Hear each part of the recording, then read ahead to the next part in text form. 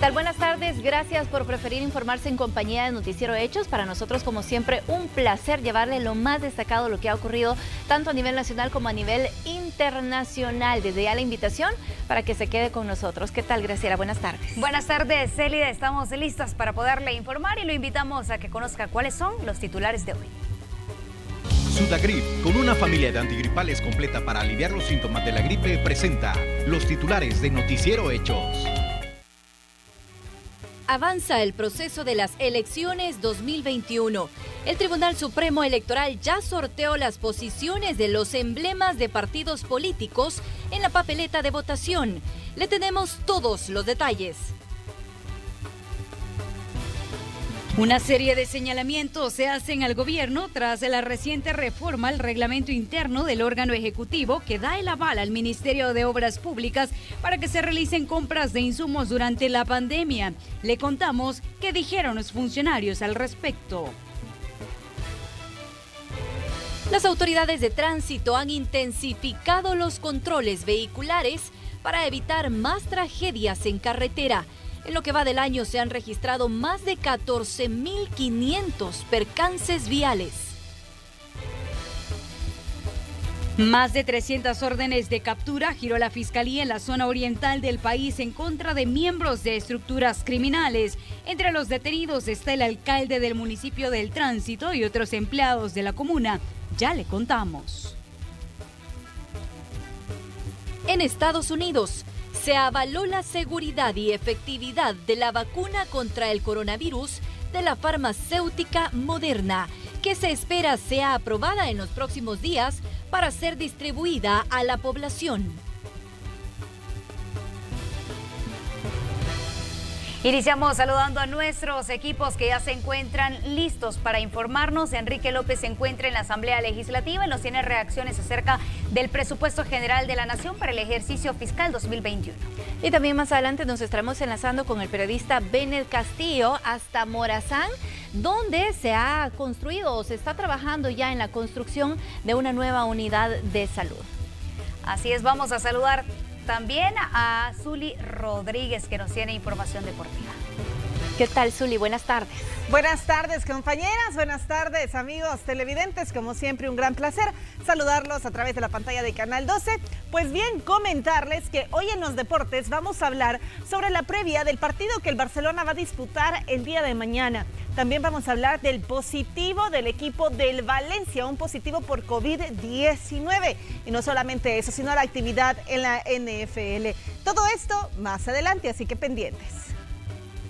Para ti que eres empleado de gobierno, en Bacredomatic te damos todo el crédito con la cuota más baja. Presenta.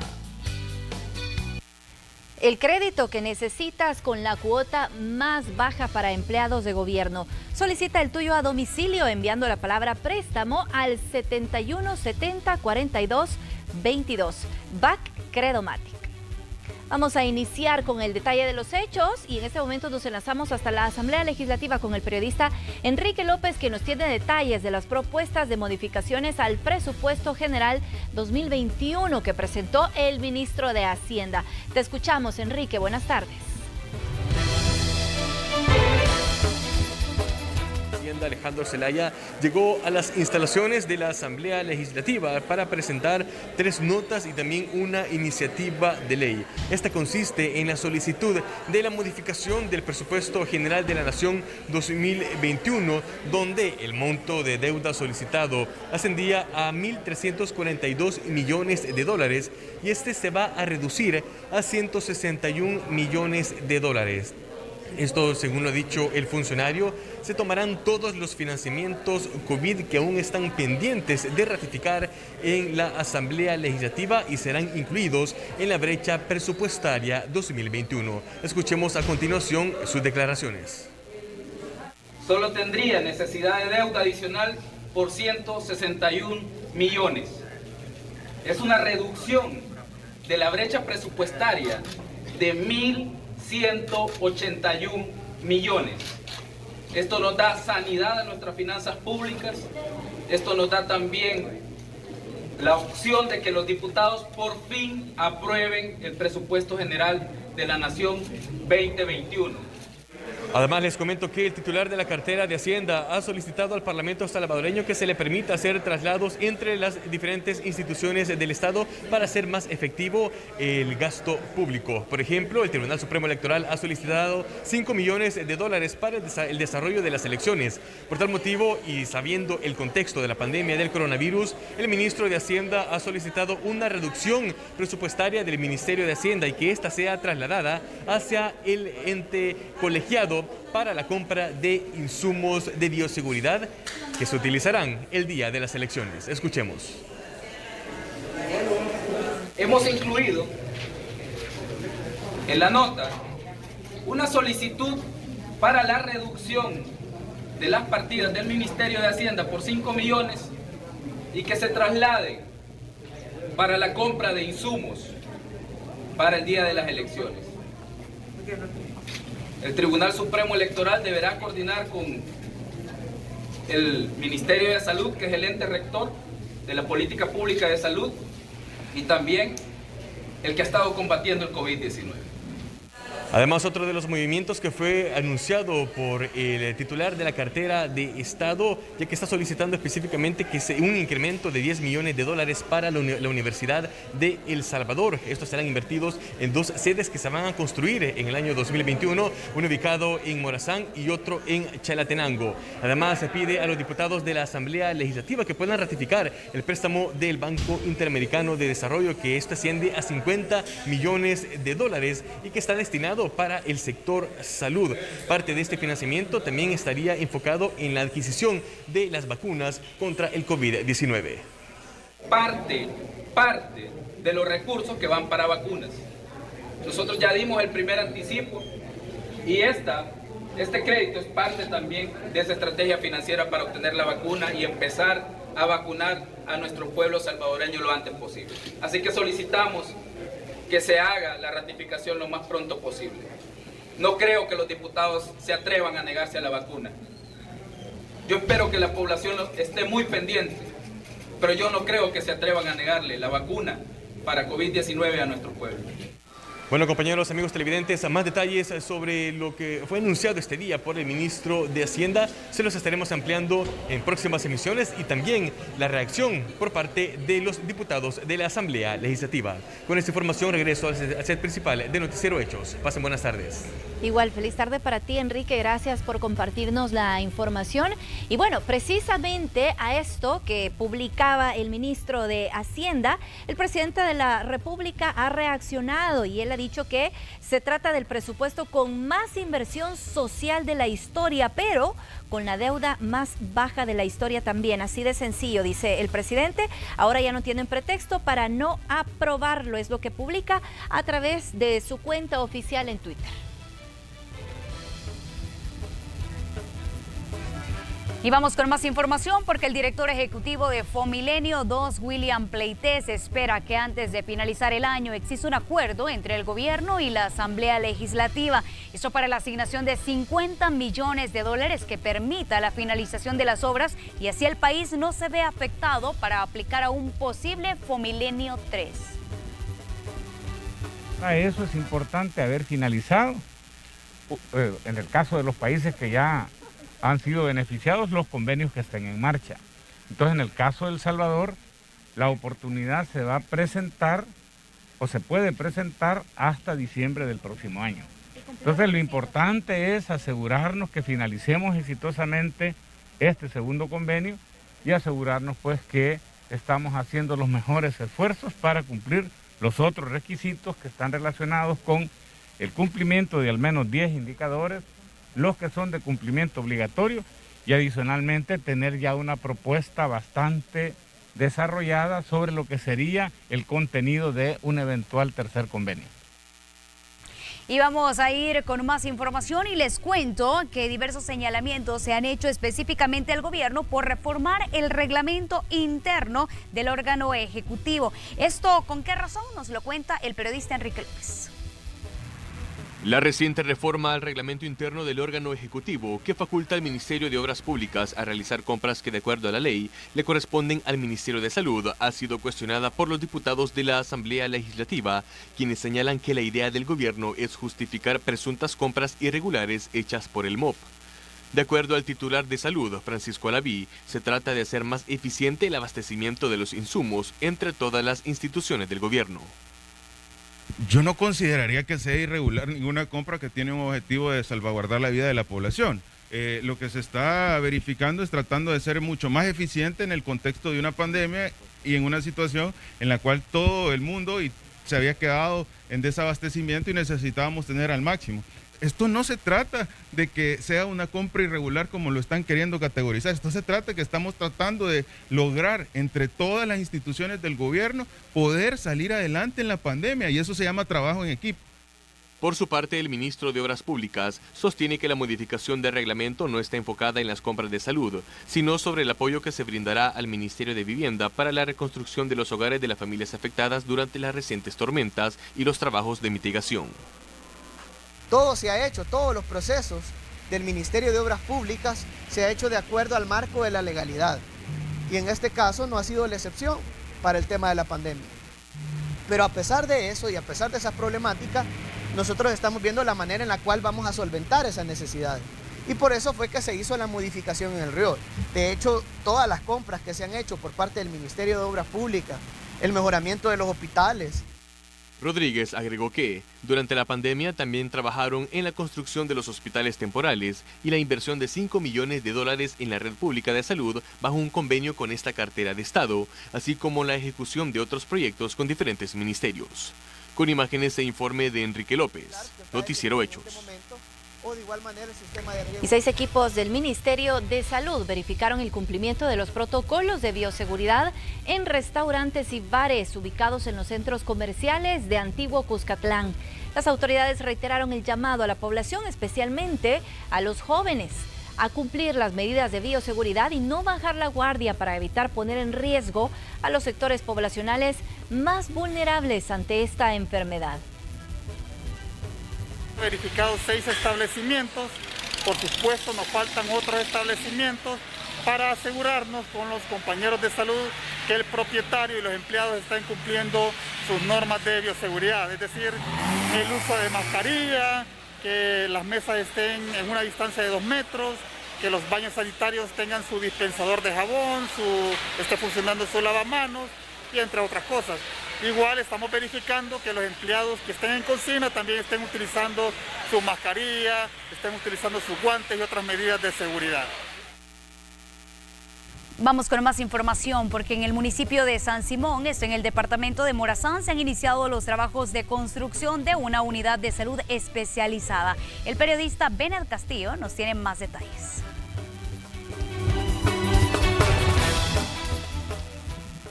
Muy buenas tardes, compañeros. Así es, efectivamente quiero contarles que nos encontramos en el caserío El Matasano, cantón Valle Grande del municipio de San Simón, departamento de Morazán. Lo que les quiero contar es que en este lugar se está desarrollando un importante proyecto. Desde hace muchos años, los habitantes de esta zona venían gestionando un importante proyecto. Hoy ven una luz al final de tantas peticiones.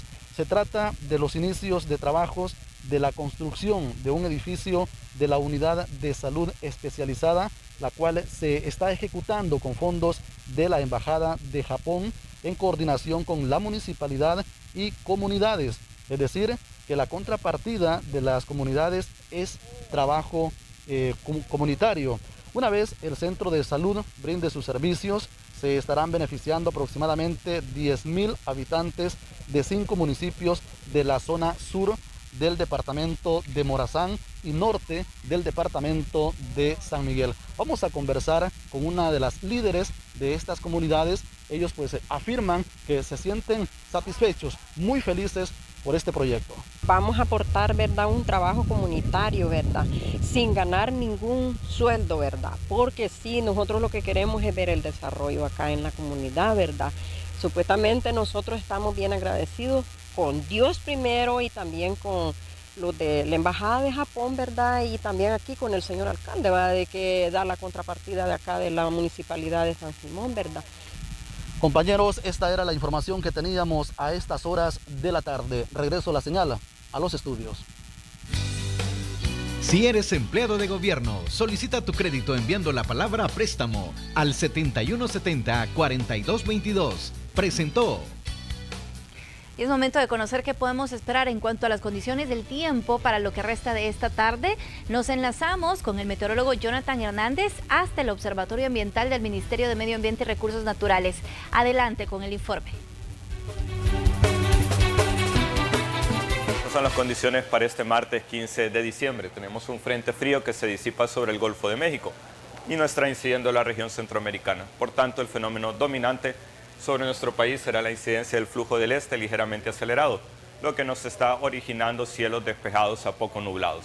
No estaríamos esperando precipitaciones significativas, lo que sí tendremos es viento del noreste durante la mañana y la noche con velocidad de 12 a 22 km por hora y por la tarde el ingreso de brisa marina con velocidad de 8 a 18 km por hora. Un ambiente bastante cálido para este día, San Salvador y Santa Ana llegando a los 31 grados Celsius, Acajutla, Nueva Concepción y La Unión hasta los 33 y la ciudad de San Miguel hasta los 35 grados Celsius. En cuanto a las temperaturas mínimas para mañana, San Salvador con 19 grados, Santa Ana con 18, Acajutla con 25, San Miguel y Nueva Concepción con 22 y La Unión con 24 grados Celsius. En cuanto al pronóstico marítimo costero, es importante recordar que nos encontramos en mareas vivas, es decir, la mayor diferencia registrada en el mes entre la marea alta y la baja. Esto estaría originando que durante las mareas altas podamos tener el ingreso de oleaje a la parte alta de la playa y durante la marea baja el incremento en las corrientes de retorno. Por tanto, se recomienda la debida precaución. Esto es todo en cuanto al pronóstico del tiempo desde el Ministerio de Medio Ambiente. Jonathan, muchísimas gracias y ante estos cambios de clima que estamos teniendo bastante abruptos, aquí le tenemos la solución con Tosil. Para esa tos que no te deja tranquilo ni para dormir, te recomendamos Tosil en sus 5 presentaciones para toda la familia. Tosil original, Tosil sabor miel, Tosil infantil, Tosil caramelo y el nuevo Tosil Fórmula 44. ¿Y tu tos? Tosil me la quitó. Tosil de Laboratorios Suizos. Y a 2 meses para las elecciones municipales y legislativas, el Tribunal Supremo Electoral realizó el sorteo de las posiciones de los emblemas de los partidos políticos en la papeleta de votación.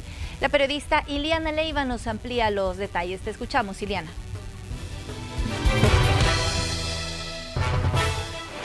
Buenas tardes, un gusto saludarlos. Efectivamente, ese día el Tribunal Supremo Electoral ha desarrollado el sorteo para constatar de cómo quedaría el orden de las banderas de los diferentes partidos políticos en las papeletas de votación. Estamos hablando tanto en la de los diputados, consejos municipales y el Parlamento Centroamericano. De hecho, vamos a conocer a detalle cómo quedaría el orden para cada uno de ellos.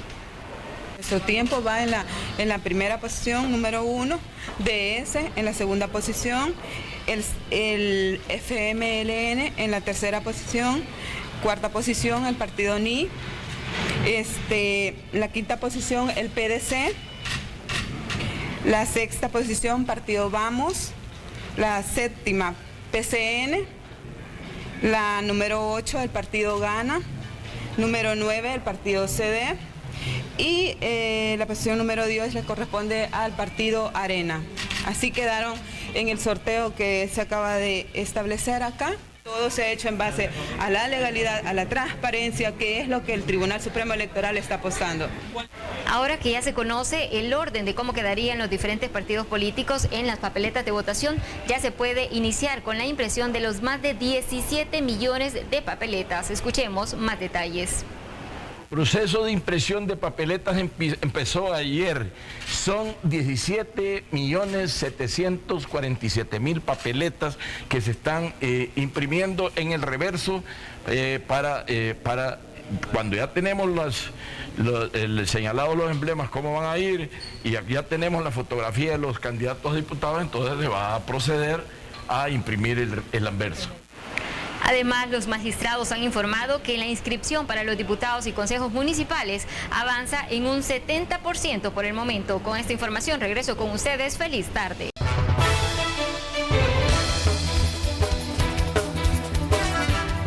Gracias por continuar informándose con nosotros.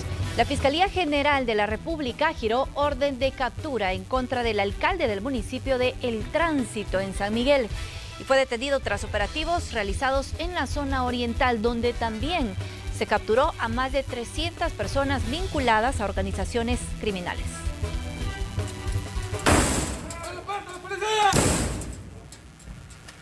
Más de 300 detenciones llevó a cabo la Fiscalía General de la República en operativos realizados en el oriente del país. Por la puerta, pues. Vamos rápido, pues. Está rodeada la casa. Toma la policía, abre la puerta o quítese. Entre los detenidos se encuentra el alcalde del municipio de El Tránsito en San Miguel, Roel Werner Martínez Romero, a quien se le señala de haber sido el autor intelectual en el asesinato de 2 concejales de la comuna, al igual que al secretario municipal Ángel Antonio Quintanilla, quien también se presume colabora con grupos criminales. También hay otro empleado de la alcaldía de acá del municipio del Tránsito, que responde al nombre de José Amílcar Bustillo, quien también se le va a atribuir el delito de organizaciones terroristas. 2 empleados del Juzgado de Vigilancia Penitenciaria de Usulután también fueron detenidos por supuestamente facilitar información a grupos terroristas. Ellos son Kelvin Rudy Aguilar Cáceres y Julio Alfredo Chacón Mejía. Con este operativo pues estaríamos dando respuesta a una cantidad de 63 homicidios inicialmente, ¿verdad? Además de las organizaciones terroristas y una cantidad exagerada de extorsiones que estaban desarrollando en todo lo que es la zona oriental, lo que es el programa Chulton de la Mara Salvatrucha. También se han girado 64 órdenes de captura en contra del programa Chulton, con el que se busca resolver diferentes casos como homicidio, extorsión y tráfico de drogas. Este es un informe de Marcela Rivera. Vamos a ir con más información porque una mujer fue asesinada por sujetos desconocidos mientras atendía en su negocio de venta de pupusas. El hecho se registró en el Boulevard Venezuela frente a los condominios Renovación. La víctima fue identificada como María Orbelina Quinteros.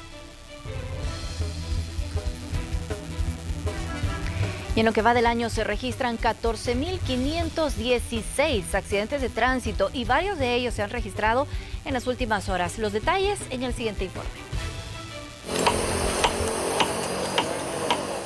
Así quedó esta camioneta tras precipitarse a un barranco luego que otro vehículo invadiera el carril y la sacara de la vía. Los 6 pasajeros a bordo se salvaron de milagro, solo uno de ellos resultó con lesiones de consideración.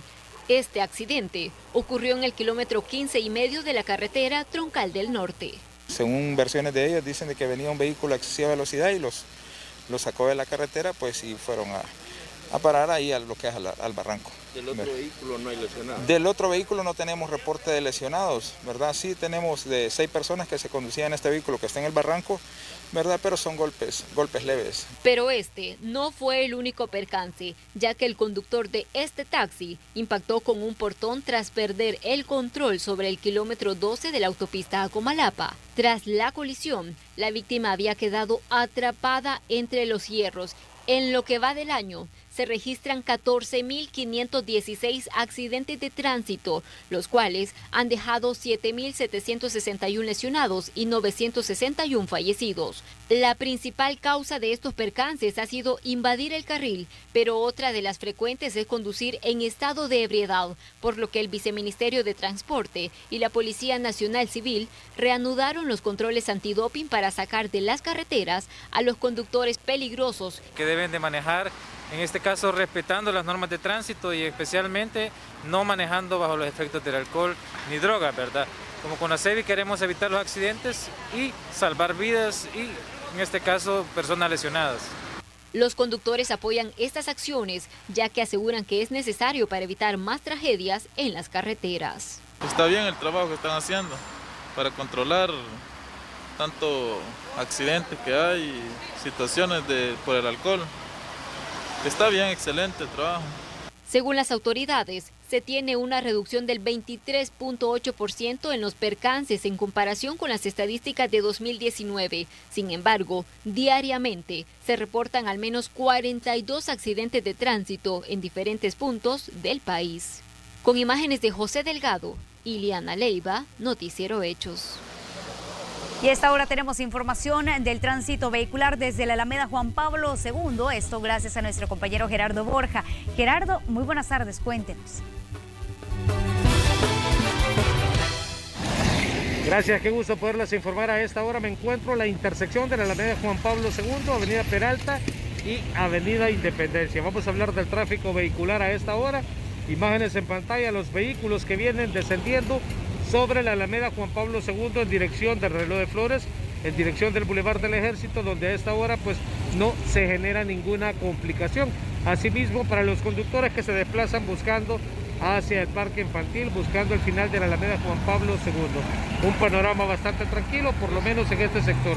Voy a girar un poco más y nos vamos a ir hasta el sector de la Avenida Peralta, quienes vienen de Soyapango, de la ex terminal de Oriente, y se desplazan específicamente hacia la Avenida Independencia buscando llegar al centro de San Salvador. Podemos observar un tráfico sin mayores complicaciones.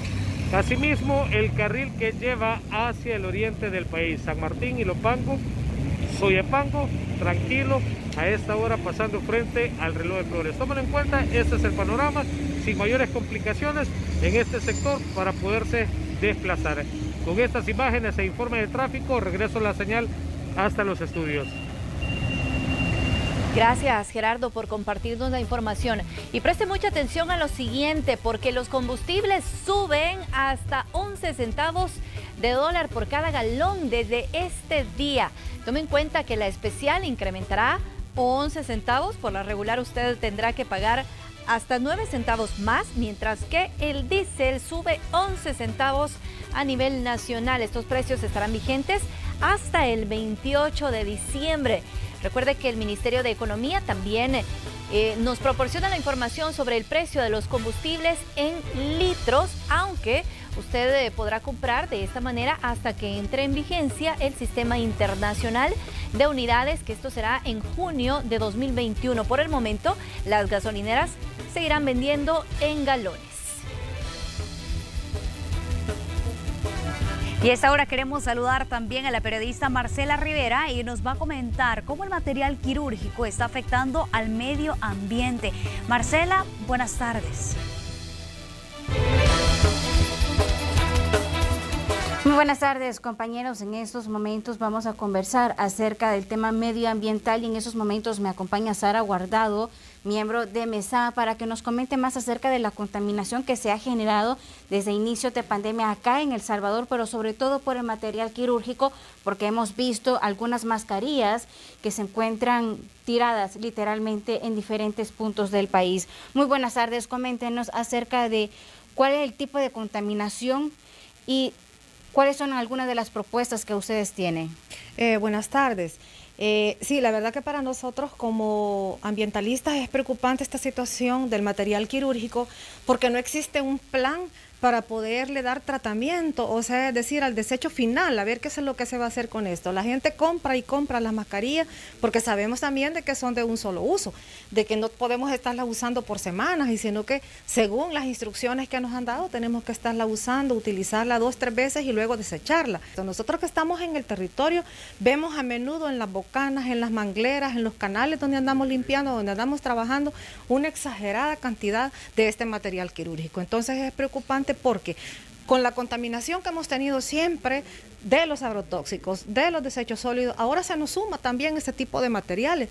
Y no estamos hablando solamente de la mascarilla, estamos hablando del guante, que es un material también que es muchísimo más nocivo, por así decirlo, que están dentro de las mangleras y que nuestra biodiversidad se está perdiendo, que nuestros medios de vida que son allá de las especies de las cuales vivimos de la tierra, de las especies que se reproducen pues en la manglera, en el mar, y está esa cantidad de material ahí tirado. Okay, muchísimas gracias, compañeros, esa es parte de la información. En la siguiente emisión les estaré llevando un reporte completo acerca de esta temática.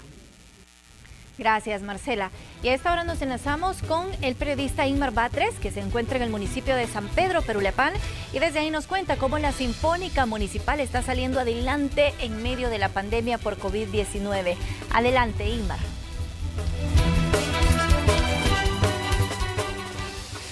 Buenas tardes, gracias por estar en sintonía con nosotros. Estamos en San Pedro, Perulapán. Tras de mí, los jóvenes que integran el proyecto musical municipal. Son al menos 50 jóvenes entre niños y niñas que están dentro de este proyecto. ¿Cuánto tiempo tienen? Pues prácticamente oficialmente ellos nacieron en febrero de este año, días antes de que se impusieran las cuarentenas obligatorias. Es decir, que estos jóvenes han desarrollado su talento en medio de la pandemia por el COVID-19. Así que esto es un punto extra, digamos, para la formación de estos jóvenes. ¿Cómo lo han hecho? Pues como todos, en línea. Nosotros hemos conversado con sus maestros, con los integrantes de este grupo y también con el alcalde municipal para que nos explicaran cómo ha surgido un proyecto bastante interesante que, por cierto, ya está empezando a dar algunas presentaciones presenciales. Pero la historia completa se la presentaremos en la siguiente emisión de Noticiero Hechos a partir de las 8 de la noche. La invitación está hecha. Regreso a la señal a set principal. Buenas tardes. Muchísimas gracias, Igmar. Nos vamos a quedar pendientes, por supuesto, de ese reporte. En tanto, yo les quiero contar que unos zapatos pueden ser la compra de tu vida. Por compras de $20 con todas tus tarjetas de crédito y débito BAC Credomatic, participas en la rifa de un apartamento en Condominio Altea. Más información en www.baccredomatic.com.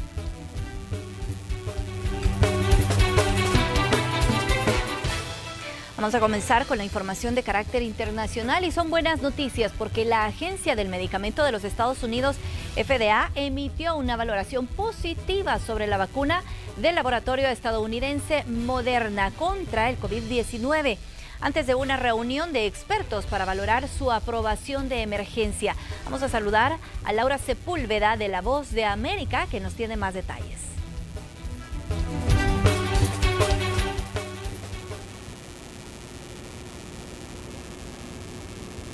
Estados Unidos se acerca a las 300.500 muertes causadas por la COVID-19 y mientras los números siguen en aumento, sobrepasando ya los 16 millones de casos confirmados, Moderna logra el aval de la Administración de Alimentos y Medicamentos FDA sobre la eficacia y seguridad de su vacuna.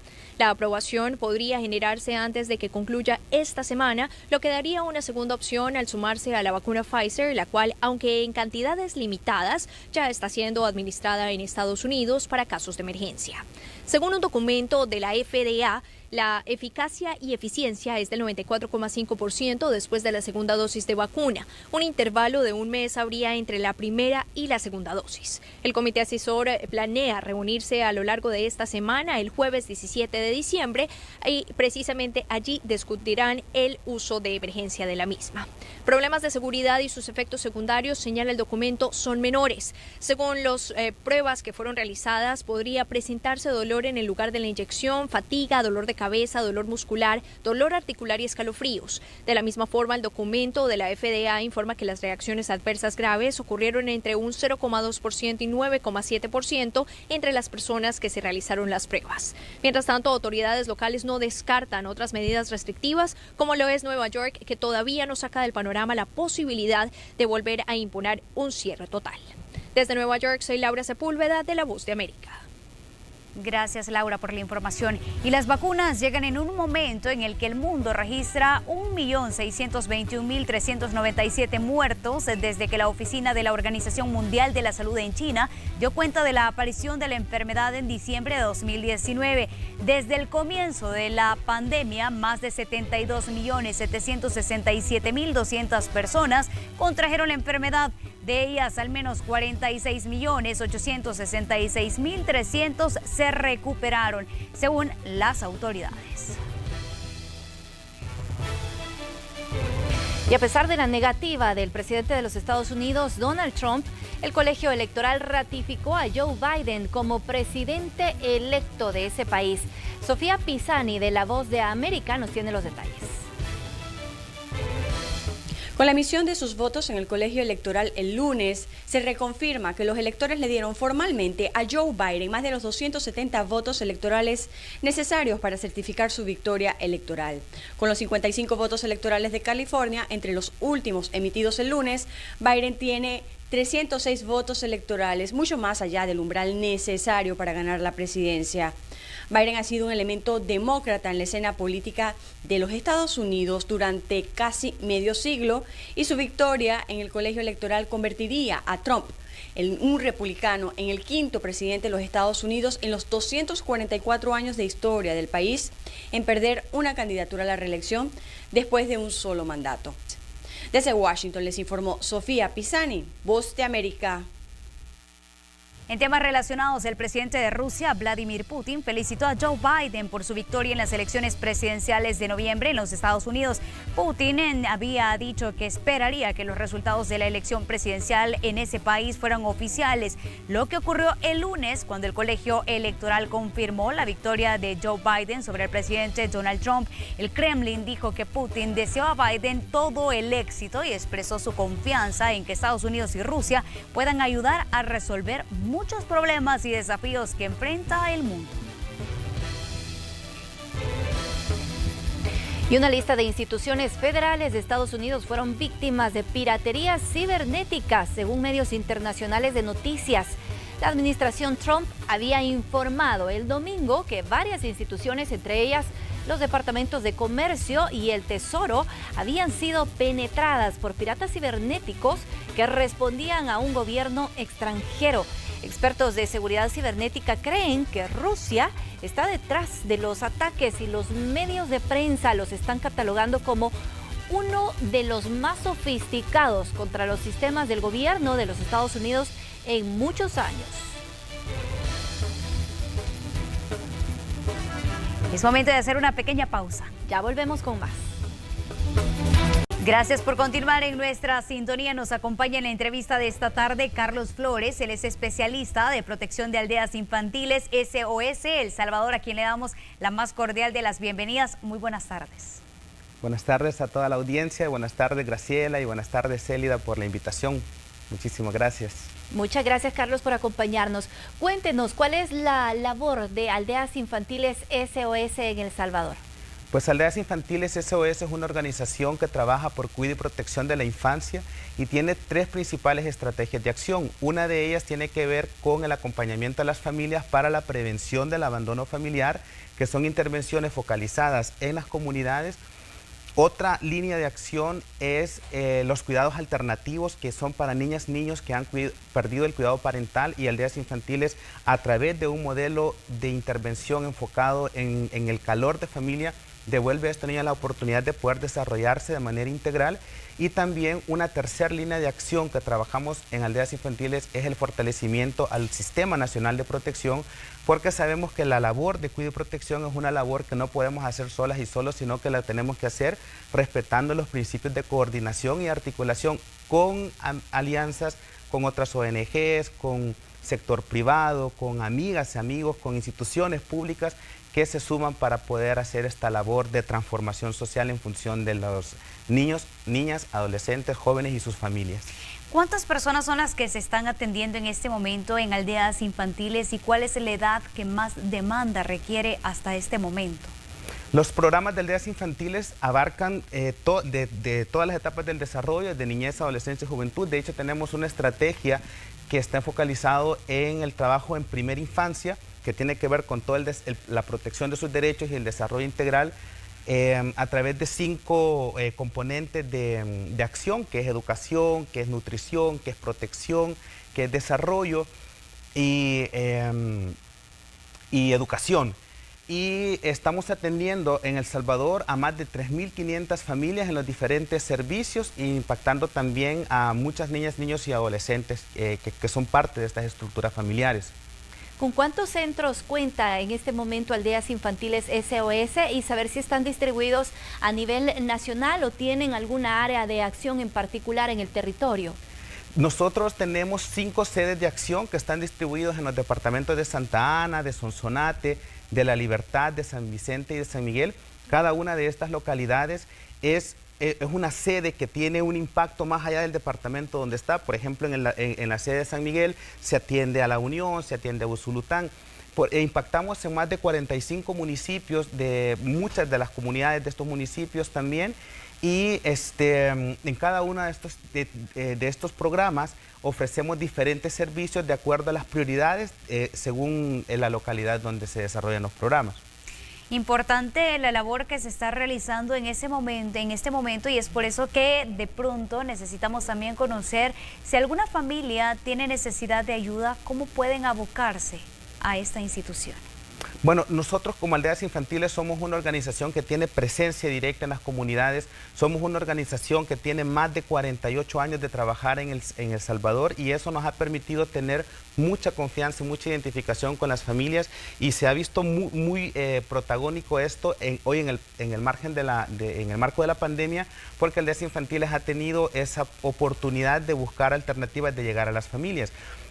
Cada una de estas sedes de los departamentos donde les he mencionado son programas de puertas abiertas que participan en las redes comunitarias, participan en la red de atención compartida con otras organizaciones. Hay equipos que están directamente en las familias, entonces a través de todos estos mecanismos de acercamiento a las familias pueden buscar el apoyo para cualquier necesidad de todos los programas que tiene Aldeas Infantiles, que además de los que ya les mencioné, también tenemos programas para la prevención de del desplazamiento forzado, programas para atender a familias que están afectadas por la migración irregular, trabajamos en escuelas, en comunidades, trabajamos en diferentes lugares donde ese acercamiento facilita el poder ofrecer a la familia algún tipo de apoyo cuando lo requiere. Carlos, ya que trabajan directamente con niñas, niños, jóvenes, adolescentes, ¿cuáles identifican ustedes que son los principales problemas que les han afectado particularmente en el periodo de confinamiento en la pandemia? La pandemia vino a tomar por sorpresa a todas las personas, a todo mundo, ¿verdad? Entonces, este fenómeno sorpresivo afectó a las familias, primero porque limitó el desplazamiento, digamos, más bien la movilización, el sentido de libertad, pero esto también trajo preocupaciones a las familias en relación a cómo vamos a sobrevivir ante esta situación, si muchas de las familias estaban empleadas en el sector informal y fue el primero en verse afectado. Entonces, esta situación afectó al núcleo familiar, y dentro del núcleo familiar impactó de manera diferenciada a las diferentes personas que lo conforman. En el caso, por ejemplo, de las personas adultas, el hecho de no estar preparadas para poder, digamos, acompañar a los niños en materia educativa, eso fue una afectación, porque nuestras familias no preparadas para estar ayudando a las niñas y a los niños, eso aumentó el estrés, aumentó la ansiedad, aumentó la preocupación por la sobrevivencia. Y esto también tuvo un impacto en las niñas, niños y adolescentes. Se han presentado niveles de estrés negativos porque ha habido una exposición permanente y prolongada a una situación amenazante como ha sido la pandemia. Preocupaciones en relación a la salud que se manifiestan a nivel de comportamiento, a través de rabietas en los niños más pequeños o a través de conductas desafiantes en los adolescentes, porque el estrés en el caso de niñas, niños o adolescentes se expresa de diferente forma. Pueden ser a través de verbalizaciones o pueden ser a través de comportamientos. Por ejemplo, el aislamiento social, los niñas y niños que no han querido asociarse o vincularse afectivamente dentro de sus familias, puede ser el resultado también de una consecuencia emocional negativa. El sentimientos de tristeza, sentimientos de miedo, incluso la pérdida del sentido de la vida, hasta ideación suicida, que pueden ser parte de las consecuencias psicoemocionales de la familia. Ya que estamos hablando de lo que ocurrió durante la pandemia, sí me gustaría conocer también cuáles deberían de ser las líneas de intervención de las diferentes instituciones, incluso de las autoridades de gobierno, tomando en cuenta todos los hallazgos que se han podido determinar durante el periodo de confinamiento. Creo que es un momento muy importante para entender que estamos llamados todas las instituciones a unir esfuerzos para poder atender las necesidades que están derivando de la situación de la pandemia. Todavía no hemos estudiado en su totalidad todo el impacto, porque estamos todavía en una situación de confinamiento. Si bien han habido ciertas regulaciones, para poder salir y todo, pero la amenaza sigue, la pandemia sigue, es una realidad y va a ser una realidad durante mucho tiempo. Ese llamado a trabajar en conjunto, a unir esfuerzos, nos debe de llevar primero a entender cómo las familias se están viendo afectadas a través de ese impacto a nivel económico, a nivel psicoemocional, a nivel de la empleabilidad. Y sobre eso generar intervenciones. Se ha hablado a través de las consultas que Aldeas Infantiles ha hecho con casi más de 3.500 familias que las principales afectaciones tienen que ver en relación a las situaciones de violencia. Porque hoy en el confinamiento, por extraño que pareciera, pero la violencia aumentó. Muchos de los casi 10.000 casos que se reportan en el Consejo Nacional de Niñez y Adolescencia tienen que ver con el derecho a la integridad familiar, a la integridad personal, que principalmente se vulnera dentro de las familias. A través del castigo físico, a través de gritos, a través de humillaciones, que puede ser también el resultado de ese confinamiento que puedan estar las familias y pocas intervenciones en favor, digamos, de apoyar a las familias en una situación que es compleja. Entonces, el llamado está a continuar trabajando por la protección, porque la violencia no se detuvo en la pandemia, la protección tampoco tiene que detenerse. Hay que buscar alternativas para poder llevar a las familias acciones que ayuden al empoderamiento familiar, a la recuperación de un proyecto de vida ajustado a las nuevas condiciones que ofrece la pandemia, ayudar en la salud mental que es tan necesaria, porque si no se aborda la salud mental, esto va a tener un impacto posterior en el mismo desarrollo de las niñas, niños, adolescentes y jóvenes, y también buscar alternativas para promover la protección, la prevención de procesos, digamos, de acciones como discriminatorias por haber, digamos, contraído COVID y principalmente promover acciones dentro de las familias para que las niñas y los niños puedan tener un entorno seguro, afectivo y protector. Y un entorno seguro, afectivo y protector es aquel que, además de garantizar seguridad para las niñas y los niños, le ofrece relaciones libres de violencia. Carlos, me gustaría que nos hable un poco de cómo funcionan los hogares comunitarios. De hecho, compartíamos algunas imágenes captadas precisamente en uno de estos lugares y cómo se ha demostrado que este modelo es funcional, porque ustedes de hecho lo han implementado ya durante muchos años. Bueno, Aldeas Infantiles, que es una organización que tiene mucha experiencia en el mundo de cuidado y protección, busca siempre la innovación. Entonces, estos hogares comunitarios son un modelo de intervención enfocado en la prevención del abandono familiar y garantizar condiciones en las familias para que las niñas y los niños puedan vivir en un entorno seguro, afectivo y protector. Es decir, garantizar el derecho a vivir en familia, pero vivir bien dentro de las familias. Entonces, este modelo de hogares comunitarios lo que busca es apoyar a las familias para que mientras la familia que está en una situación de riesgo y tiene responsabilidades, pueda le ofrece a las familias la oportunidad de que las niñas y los niños crezcan, se desarrollen a través de un modelo de metodologías de crianza con ternura, pedagogía de la ternura, crianza con amor y disciplina positiva, que es lo que promovemos, y generamos condiciones para que las familias puedan trabajar mientras los niños son cuidados en estos centros, en los hogares comunitarios, que estamos, como les digo, en más de 45 municipios, pero también tenemos centros sociales donde son mucho más grandes, y lo que se desarrolla con estos niños mientras están en el programa son intervenciones o metodologías en función de la educación, del desarrollo, de la nutrición, de la protección y la participación de niñas, niños y adolescentes, mientras las familias pueden dedicarse a sus labores, digamos, de responsabilidades laborales, y las niñas y los niños están en este proceso de desarrollo de sus competencias socioafectivas. A mí me llamaba mucho la atención la palabra familias en situación de riesgo. ¿Han incrementado estas cifras desde el punto de vista de ustedes o se mantienen estas cifras? Digo esto porque entre más sea la cantidad de familias en esta situación, más necesaria es la ayuda de parte incluso del gobierno central y los gobiernos locales. Sí, y para responder a esta pregunta, yo creo que es importante entender que la familia tiene un doble rol. La familia, por ser parte fundamental de la sociedad, requiere la protección del Estado a través de proyectos, planes y programas que ayuden a la familia a poder generar estas condiciones de protección para las niñas y los niños.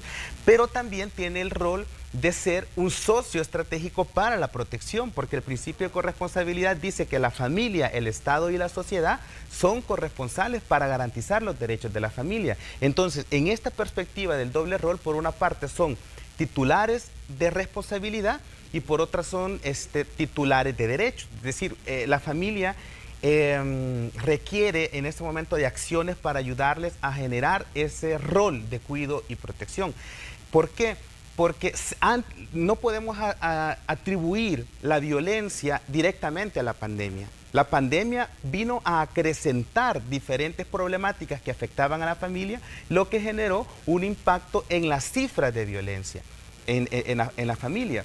Entonces, esto, digamos, lo que nos viene a hacer es un llamado a generar esas acciones de apoyo a la familia, porque la violencia se sigue dando. Lamentablemente tenemos que tomar en cuenta el papel de la cultura, que históricamente ha llevado a que las familias y muchas formas de violencia dentro de la familia sean incluso invisibilizadas. Puede ser que se acometan acciones que son violentas en sí mismas, que se basan en relaciones desiguales de poder, pero que ni quien las realiza o ni quien las sufre las reconocen como una forma de violencia. ¿Por qué? Porque hay un papel cotidiano que lleva a una indefensión aprendida.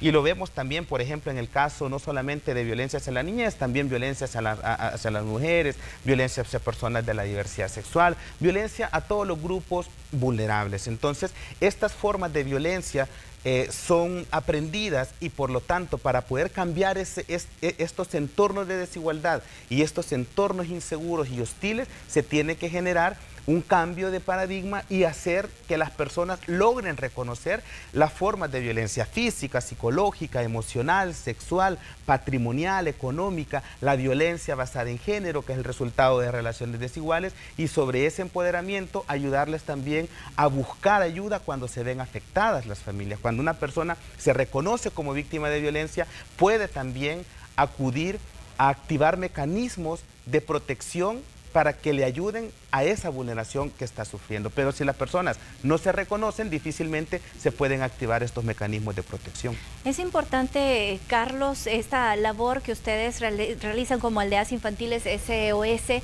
para prevenir una situación que ya de por sí nos afectaba como sociedad salvadoreña, que es la violencia. Pero a eso se suma una pandemia, como bien usted lo mencionaba, algo que nadie estaba esperando, para lo que ni siquiera estábamos preparados. ¿Alguno de los beneficiarios de Aldeas Infantiles se vio afectado con el COVID-19? Y me gustaría saber cuáles son los protocolos que han tenido que implementar también en los centros que ya ustedes tienen ahí la protección de muchos menores. Sí, bueno, nosotros como nos manejamos con estándares de protección y estándares de calidad de servicios, cuando vimos la amenaza mundial y como somos parte de una federación internacional, nos suscribimos a adaptar procesos y adaptar metodologías y también a diseñar estos protocolos de bioseguridad para prevenir contagios. A la fecha no hemos tenido casos de niñas, niños y adolescentes que se han visto afectados por el coronavirus. Se han establecido protocolos de entrada y de salida para poder educar y para poder acompañar estas, digamos, acciones donde niñas y niños se pueden ver, por ejemplo, una salida a un centro de salud. Hemos mantenido, digamos, esos mecanismos de alerta temprana para poder reaccionar oportunamente, y cuando hemos identificado algún caso de algún niño que pueda tener alguna síntomas de sospecha, siempre en coordinación con las instituciones públicas, activamos el protocolo de bioseguridad y en el marco de la pandemia se han realizado más de 235 atenciones de salud, que en sí mismo lo que generan es una garantía del acceso al derecho a la salud, y hasta el momento pues ha sido funcionales y no hemos tenido ninguna situación que lamentar, dado que nuestros protocolos son bastante estrictos y estamos en una constante revisión para mantenernos en los cambios que está generando este contexto de riesgo. También la organización, a través de sus intervenciones, está adecuando estas intervenciones para prevenir riesgos. Veamos cuáles son los parámetros que se están utilizando para establecer cuáles familias y qué niños, jóvenes y adolescentes necesitan ayuda de parte de Aldeas SOS. Bueno, como tenemos una diversidad de servicios, ¿verdad? Que le mencionaba, por ejemplo, lo que tiene que ver con prevención del abandono, es cualquier familia que está en una situación de vulnerabilidad. Nosotros como organización estamos claros que las situaciones de violencia y las situaciones de vulnerabilidad afectan principalmente a las familias que tienen menos recursos. Entonces, a esas familias es donde nosotros queremos llegar, ¿verdad? Es decir, familias que puedan verse afectadas por alguna situación, que tienen una necesidad económica, que tienen una necesidad de cuidado de niñas y niños, que están en situaciones de riesgo por situaciones, por ejemplo, el alcoholismo, afectados por la drogadicción, por la violencia. Son familias que están en situaciones de riesgo que nosotros, a través de las metodologías y a través de una intervención que es complementada con las instituciones del sistema de protección, hacemos esas intervenciones para ofrecer a las niñas y los niños la oportunidad y la garantía de cumplimiento de sus derechos para el desarrollo. Todas las familias que puedan encontrarse en una situación de vulnerabilidad tienen una puerta abierta y una familia amiga que es Aldeas Infantiles SOS, porque creemos que la única forma de transformar las condiciones sociales es generando un cuidado de calidad y empoderando a las familias como justamente la base fundamental de la sociedad, y es nuestra expertise el trabajo para empoderar a familias. Quiero agradecerle, Carlos, por habernos acompañado, por compartirnos un poco más del trabajo que realiza Aldeas Infantiles SOS. Y para las personas que están interesadas, de repente quisieran colaborar, ¿cómo hacen? ¿Cómo pueden ponerse en contacto con ustedes para convertirse en donantes durante todo el año? Tenemos nuestras redes sociales, ¿verdad? Que son, ahora creo que son un recurso muy accesible como para poder ponerse en contacto con nosotros. También, no sé si a lo mejor, también están los teléfonos de la organización, pero como les decía al inicio, la organización tiene todas las sedes de Aldeas Infantiles a nivel de El Salvador, en los hogares comunitarios, que casi estamos en 11 departamentos, bueno, en 12 más bien. Todas estas sedes, los hogares comunitarios, donde vean la marca Aldeas Infantiles, es una puerta abierta como para poder buscar ayuda, y a través, pues, como les decía, de las redes sociales. Estamos en Instagram, estamos en Facebook, estamos en Twitter, como para poder escribirnos, y siempre va a recibir una atención inmediata. Carlos, le agradecemos por habernos acompañado aquí a Noticiero Hechos, y por supuesto ahí queda la invitación abierta para que todas aquellas personas que deseen ser donantes puedan hacer la comunicación con ustedes, y gracias por la gran labor que realizan. No, también nosotros agradecemos el espacio a Noticieros Hechos y a ustedes por darnos la oportunidad, primero, de analizar este contexto y de poder compartir lo que estamos realizando. También aprovechamos a hacer un llamado a todas las empresas, a todas las personas, amigas, a todos los donantes, a la cooperación internacional, a seguir apostándole a transformar las condiciones, y yo creo que este es un momento para poder hacerlo en conjunto. Y bueno, estamos siempre atentos a cualquier apoyo que se pueda recibir de parte de la comunidad, pues que al final todo lo que Aldeas Infantiles realiza llega a las familias a través de una gestión completamente transparente. Muchas gracias por habernos acompañado. Nosotros tenemos que hacer una pausa comercial, pero volvemos en minutos con más de Noticiero Hechos. Gracias. Momento de ir a conocer una historia que nos ha preparado el periodista Julio Guevara en la sección Olores y Sabores. Así es, esta vez vamos a conocer acerca de un muchacho que le llaman el muchacho de las alitas.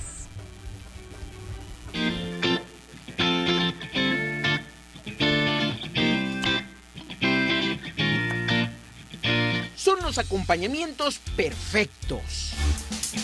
Hablo para una orden de alitas bañadas en salsa barbacoa.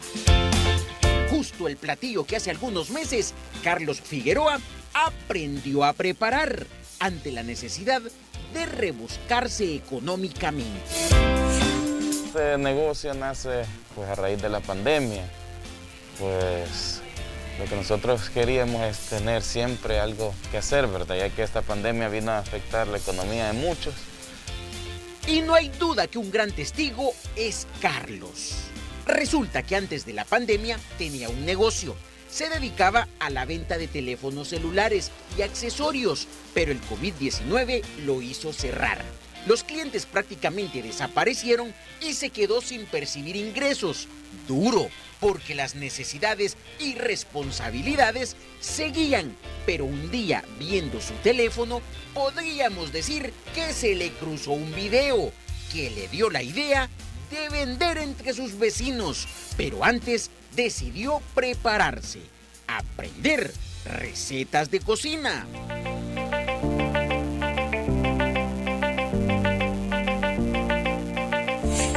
Viendo tutoriales de YouTube, buscando en redes sociales, así iniciamos este pequeño emprendimiento de casa.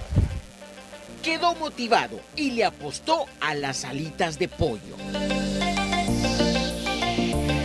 Arrancó con los utensilios que tenía en su casa, a la brava, diciéndolo a buen salvadoreño, y así consiguió clientes. Poco a poco, los pedidos eran más, al punto que logró invertir en una freidora y le tocó buscar personal, porque él solito no daba abasto. Ha sido una oportunidad maravillosa para poderme desarrollar y también de ayuda económica para mí y para mi familia. Ahora Carlos es conocido como el muchacho de las alitas en el barrio San Jacinto de San Salvador. Por cierto, dejó de vender en su casa y hace algunos días abrió este local donde ofrece estos platillos que han ganado popularidad. Meses de sacrificio y lucha constante en la actualidad están dando resultados. La verdad que todo en esta vida cuesta, ¿verdad? Nada es fácil, nada llega solo porque va a llegar, sino que hay que esforzarse. Vaya idea, y todo nació viendo videos en internet, claro, movido por la necesidad de generar ingresos. Un salvadoreño más que en plena pandemia decidió emprender para salir adelante y podemos decir que la misión la cumplió. Estas alitas están hasta para chupar los huesos. Créanme, por favor. Con imágenes de Eric Alfaro, Julio Guevara, Noticiero Hechos. Y hasta ya se me antojó, Celida. Y bueno, dicen que la pandemia también sacó lo mejor de muchas personas. Aquí tenemos un caso de éxito y superación, así que nuestros mejores deseos para este muchacho, el muchacho de las alitas, decía Julio Guevara, y por supuesto que el agradecimiento para Julio por compartirnos estas historias que nos inspiran. Así es, Celida. Vamos a una pausa y ya venimos.